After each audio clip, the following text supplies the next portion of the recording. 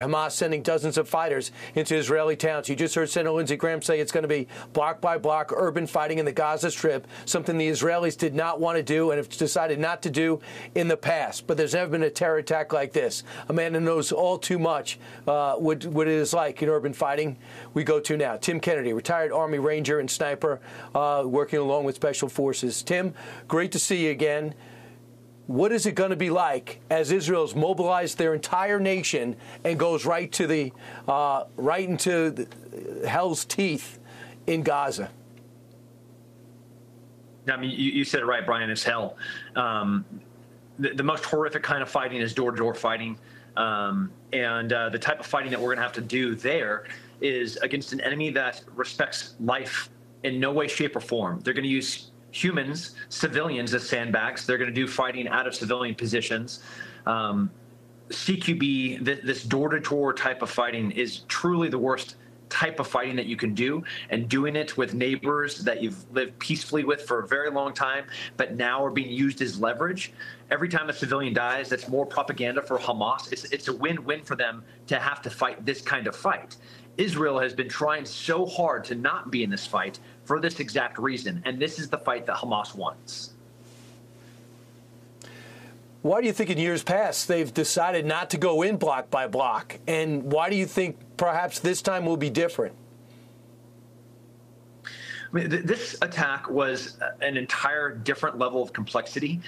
Clearly, it was strategic, it was rehearsed, and they executed it at a very high level. This was funded, I believe by, even though it was executed by non-state actors, there were state actors that were funding and supporting an operation like this, where you see thousands of rockets in coordination with a ground assault. They're specifically capturing and making hostages of political opponents.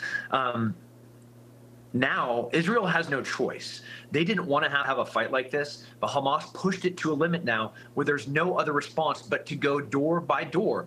Having fought in insurgencies for the past 20 years, Americans know firsthand in Iraq, in Fallujah, in Ramadi, in Sadr City, in Afghanistan, throughout the whole entire country, fighting insurgencies is the last type of fight that you want. But now we have to do it door to door if Israel's going to stand a chance here.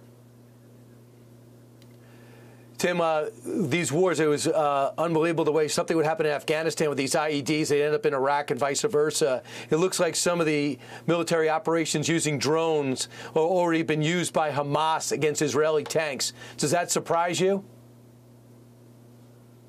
No, it's not surprising that they're using the worst type of tactics that we've seen from all of our enemies, to include ISIS and the Taliban. The Taliban today asked if they could have permission to cross through a few sovereign nations so they could join the fight. So if we see Hezbollah, if we see the Taliban, if we see Hamas, I do not believe that this is the beginning or that this is the end of the attack. This is rather the beginning. Similarly, I don't think Israel's initial response is anything besides stopping the bleed. They have to respond decisively, and this is Netanyahu said it. This is not a little fight. Right. This is not an operation. This is a war. This was an act of war against them, and they have to treat it accordingly, and they have to do the worst kind of fighting, which is door-to-door fighting against people that are going to be using civilians against them. Tim, am I wrong to think about our border and the millions that have come through and how little we know about them, and the ones that got away and the ones that are on the terror watch list that we know about? Should we be concerned about this, or what could happen about the people that have come here over the last 3 years? Brian, man, you hit the nail on the head there. Yeah, we are in a very dangerous situation. I think internationally, every single border that has had open borders right now is vulnerable. Every single one of these cells, one of these terrorist, violent, extremist organization cells, they feel empowered and invigorated right now. We have let thousands, maybe tens of thousands of active terrorist cells through our southern and our northern borders. It's not just the southern border. As a Texan myself, I can tell you firsthand, I've been on that border for months and months and months. It is like a sieve. I mean, just people are pouring through it, and the people that you see, these are not Mexicans trying to find a better life. Good for them. Welcome it. We're all immigrants. What we see is foreign national military-age men that are making their way into our country, and they've been doing so for the past 3 years. I think they're positioned now to start doing an attack if we try and support Israel, for example, in this war. It'll just radicalize those already extremist groups. Tim, exit question. I only got 40 seconds. Do you think this administration understands that? No, I don't. I don't.